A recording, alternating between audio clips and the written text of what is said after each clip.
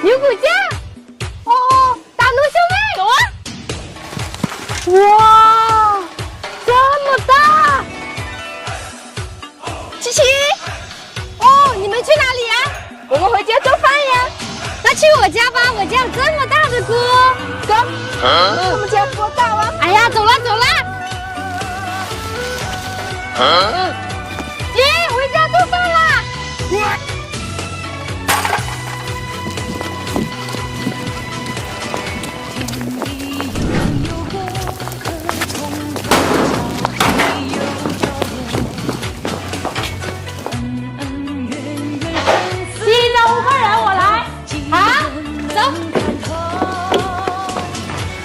先吃点橘子啊！